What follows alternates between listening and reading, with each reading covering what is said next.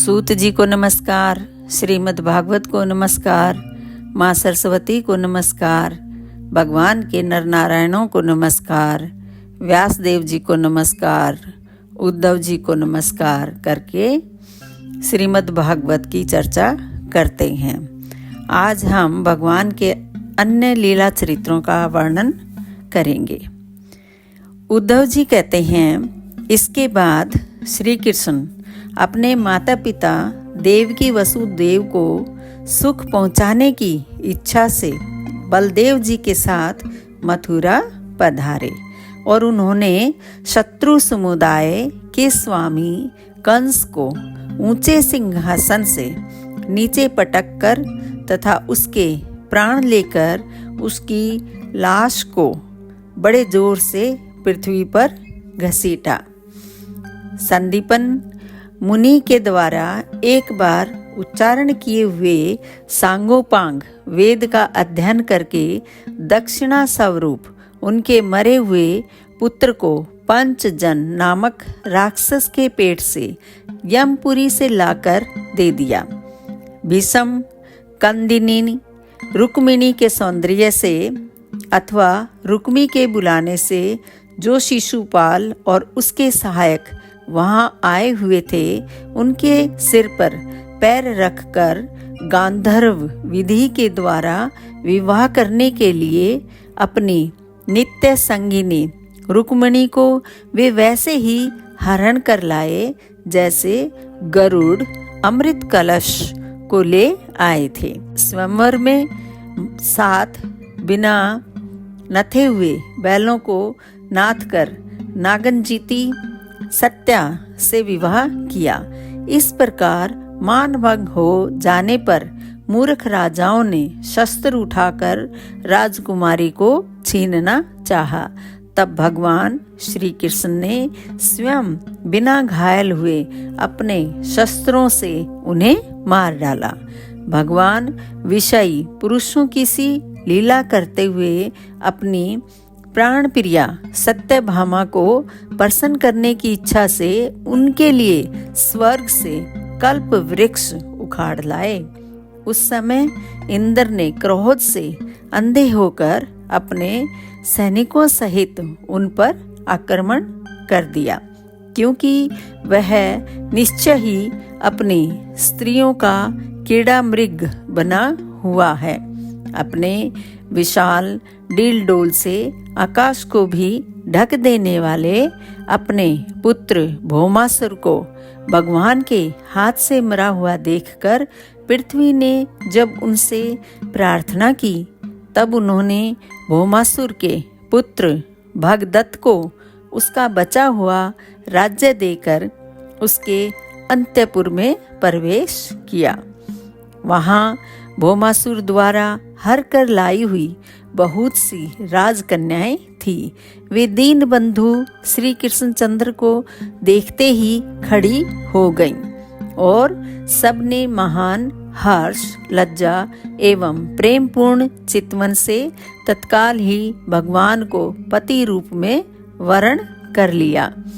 तब भगवान ने अपनी निज शक्ति योग माया से उन ललनाओं के अनुरूप उतने ही रूप धारण कर उन सब का अलग अलग महलों में एक ही मुहूर्त में विधिवत पाणी ग्रहण किया। अपनी लीला का विस्तार करने के लिए उन्होंने उनमें से प्रत्येक के गर्भ से सभी गुणों में अपने ही समान 10-10 पुत्र उत्पन्न किए। जब काल यवन, जरासंध और शाल्वादी ने अपनी सेनाओं से मथुरा और द्वारकापुरी को घेरा था, तब भगवान ने निज जनों को अपनी अलौकिक शक्ति देकर उन्हें स्वयं मरवाया था।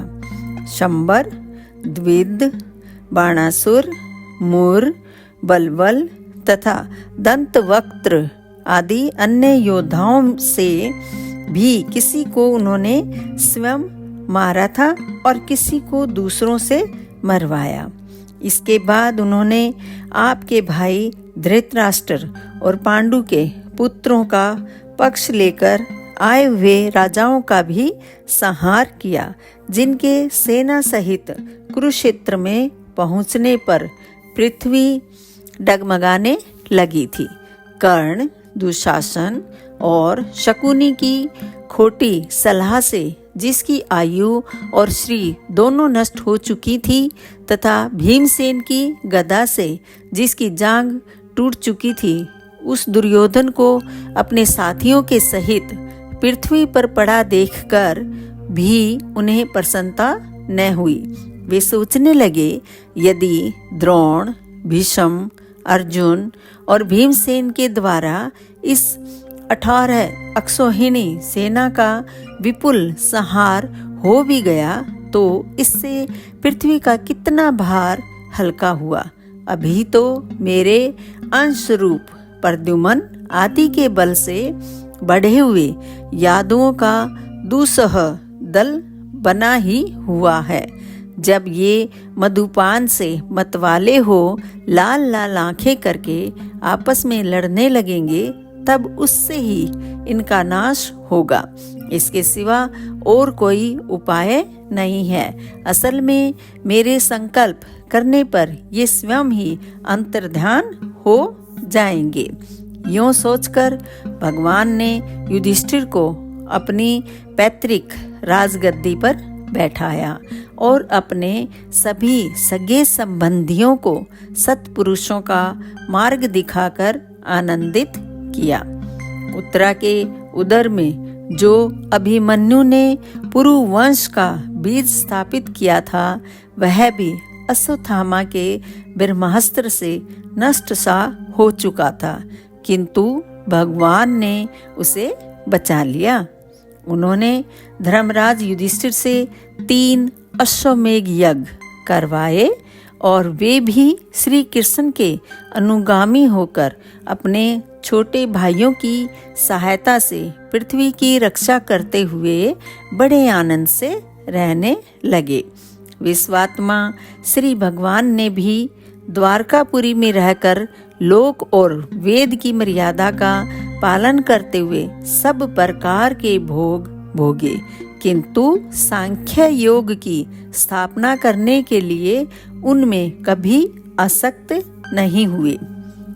मधुर मुस्कान, स्नेहमयी चितवन, सुधामयी वाणी, निर्मल चरित्र तथा समस्त शोभा और सुंदरता के निवास अपने श्री विग्रह से लोक परलोक और विशेषतया यादवों को आनंदित किया तथा रात्रि में अपनी प्रियाओं के साथ क्षणिक अनुराग युक्त होकर समयोचित विहार किया और इस प्रकार उन्हें भी सुख दिया।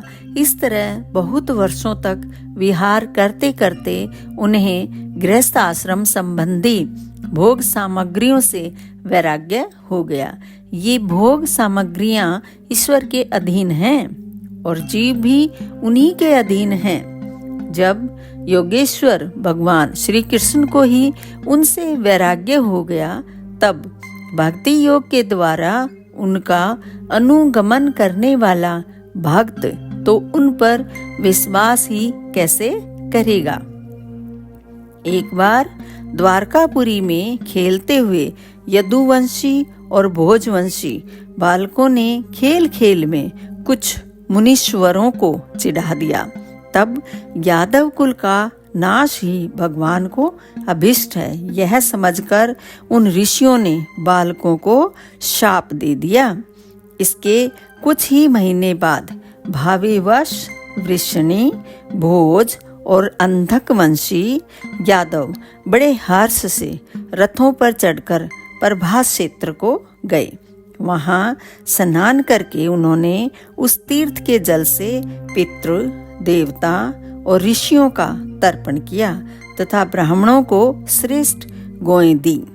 उन्होंने सोना, चांदी, शैया, वस्त्र, मृगचर्म, कंबल, पालकी, रथ, हाथी, कन्याएं और ऐसी भूमि जिससे जीविका चल सके तथा नाना प्रकार के सरस अन्न भी भगवत दर्पण करके ब्राह्मणों को दिए।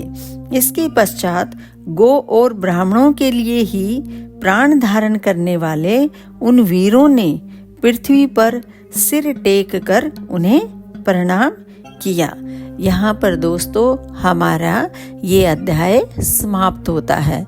आप मेरे वीडियो देख रहे हैं, लाइक कर रहे हैं और चैनल को सब्सक्राइब भी कर रहे हैं, उसके लिए आपका बहुत बहुत धन्यवाद।